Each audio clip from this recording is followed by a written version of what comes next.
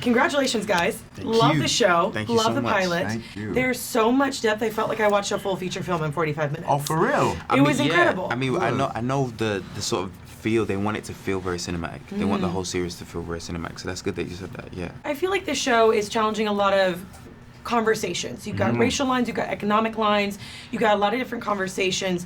What are you hoping that the American public is going to get from this show?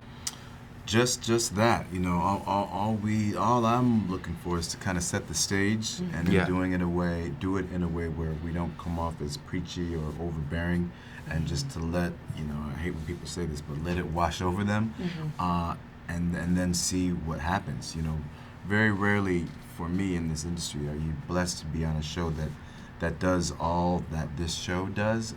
It makes me proud to go to work every day. Yeah. And then also having fun, just, you know, playing football. Yeah. So it's a dream come true. Yeah, I like to, you know, operate from the assumption that, you know, none of us really know anything for certain, and what my favorite thing about this show is that we're not really giving answers, but we're asking a lot of questions, or we're at the very least confronting a lot of questions, important questions that are, you know, being asked in America today. And so, yeah, for me, man, if you know, if after a particular episode, you know, a family turns off their TV and turns to each other and has a conversation that needs to be had, then we've done our job, as well as telling an entertaining story. See, I told them that you were smart. Don't listen to what anybody else says. You were smart. You're smart. You are a smart actor. Thank you. Yeah. So well Thanks. said. Thanks, I don't Taye. think you could say it any better. Right. Yeah. Well, I think I have writers. you guys are fun. I feel like this is a great father-son dynamic, or adopted father-son dynamic. It's exhausting. Exactly. He's a father. I'm the father. Yeah. The roles are switched. Beat my ass. Yeah. Well, you were almost reliving your glory days. Well, Billy is within this show. Yes, 100%. If there's one time in your life that you could relive, what would it be? Maybe my son's meeting after meeting Daniel, after meeting Yeah. him for the first time. Yeah.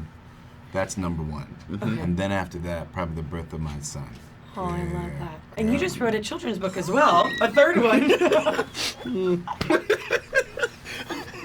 You guys are great. Maybe that's third. Maybe meeting Daniel is 1 and 2. Yeah. Okay. And then my son is maybe a third. Yeah. Does that make Or sense? fourth. Okay. Or Yeah. fourth. I mean, yeah. Okay. Something like that. You want to be PC for the cameras. That was good. That was good. He got me there. Children's book. Yes. I got a children's book coming out called "I Love You More Than," which is based So- on. Thanks, man. You know, parents that are away from their kids and you know want to kind of express that. So that's been another kind of added element to all this fun that's going on. Yeah, very juxtaposed with your role with this show and with the book and everything. Right. Yeah. So it adds some what does it add? It adds something.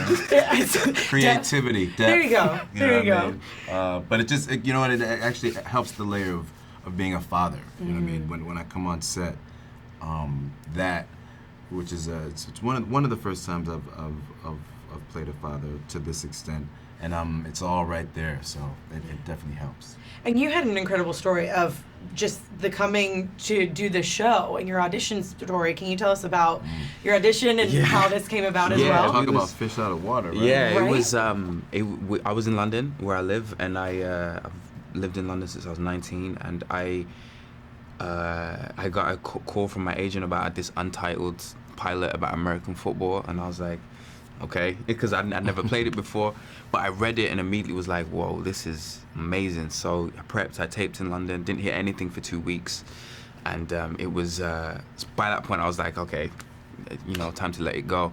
And then my agent called me at, it was like 11 o'clock at night, which is either really good or really bad when your agent calls you at that time. It's like, so, but it was a call saying they want you in LA tomorrow. I'm sending you your ticket, and you gotta go and you got like 12 hours to learn your lines and pick an outfit and get on a plane. And I was like, so it's like 12 hours later, I'm in the sky, I'm flying to LA for the first time ever. I've never been to LA before. And then I got there, we did the tape, we did everything, and the next day I'm sitting in my hotel room, and I was like, I can't sit here and wait by the phone. It's gonna drive me crazy. Yeah. So I went out and I thought I'm gonna see LA. I might not be here for a long time, so Yeah. I'm gonna go see LA. And I was on my way. I was in an Uber to the Hollywood sign when my agent called me and said you got the part. I mean, So come it's on. crazy. I mean, All To the American right Hollywood there. sign. American dream. That's like, who wrote that? I'd be like, don't write that. It's corny. Don't have them going to the Hollywood sign. But yeah, That's real life. So it That's was awesome. crazy.